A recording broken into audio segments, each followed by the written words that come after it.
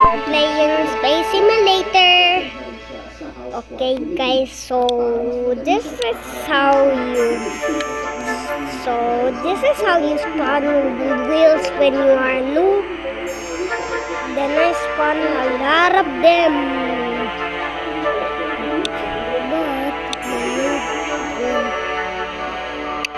one is so missing. This one, so I spawned this one. Wait. And there you go. Here's House priority for arrest ang Senado. Meron din kaming reason to take custody and to charge them with several crimes. Once may request ang House and Senado. It's so loud!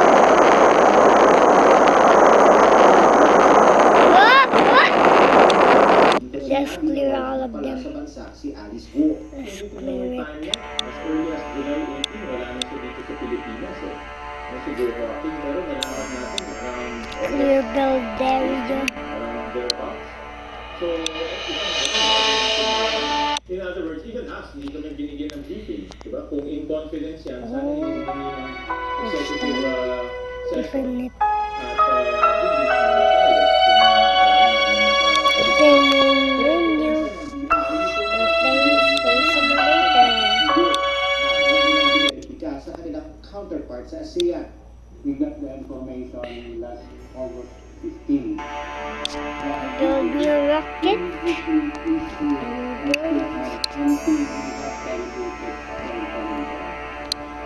Kasi ngayon namin nakalimutin. Samantala ayon din sa lumalabas rin sa detalye ng mga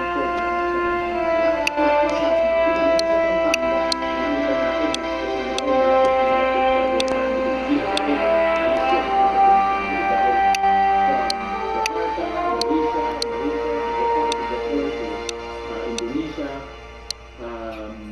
magkakasama siya.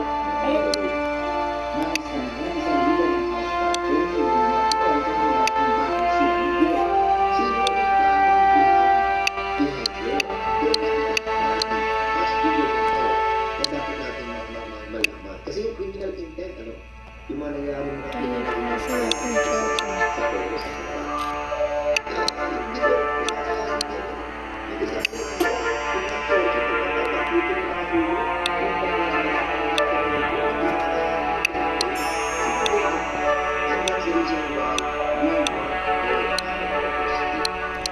Nakatakda sa August 28 ang susunod na pagdinig ng Quadco, isang araw pagkatapos ng pagdinig ng Senado. RG Cruz, ABS-CBN News.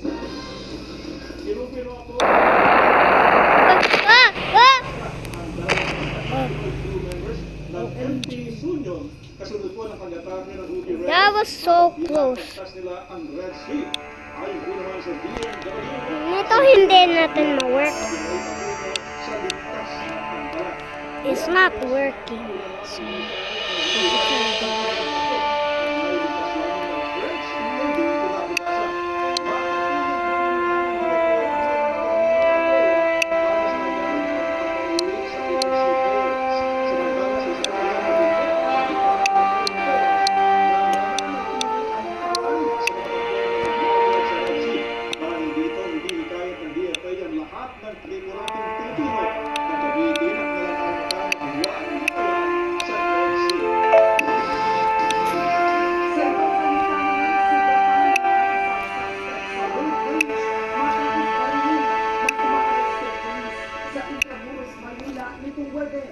sa report ng Eastern District, nasakot sa insidente ng Gold Bridge ang suspect sa Manila City madaling araw ng Martes kung saan may dalawang sibilyan at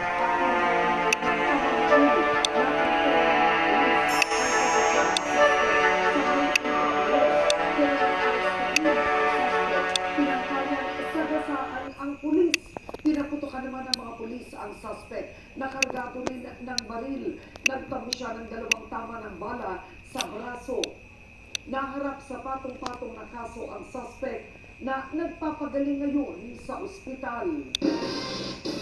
okay. Patay ang isang lalaki matapos na pagbabarilin ng nakaalika sa Cavite. Ang suspect agad na aresto sa hot pursuit operation matapos kilalanin umano ng nakakita sa krimen. Exclusive ng Kapatol, Jeff Caparas. Okay.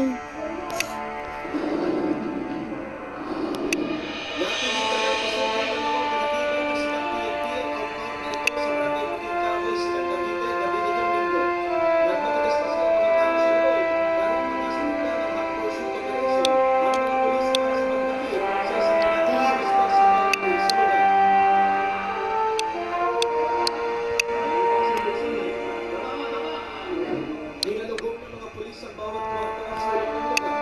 Pinagapa ang lahat ng ilabutan na posibleng suspect. Isang sa sila pinapakita sa nakakita sa gunman. Lumalabas sa investigasyon na minsan landas ng biktima at ang mga suspect sa isang eskinita sa lugar. Nasa impluwensya umano ng alak ang dalawang grupo. Usually pa yung mga isang suspect. It so happened na connected yung grupo ng suspect sa victim. Pero nung nag-investigation, nung naitulok ni victim, yung isang suspect, si gunman, sabay nagbasag ng mga bote. Yung pagbabasag ng bote ng victim,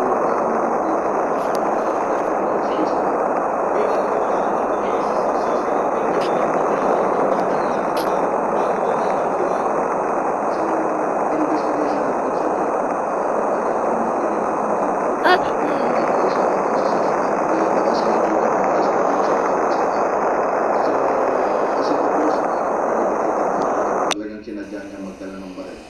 Positibo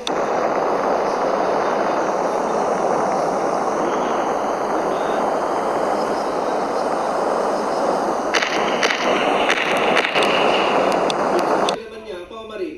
Nasa immune sila eh. Yung kasama ko si Hero. Okay, so next time Ang sa ako, dyan lang. is not Martin. Wala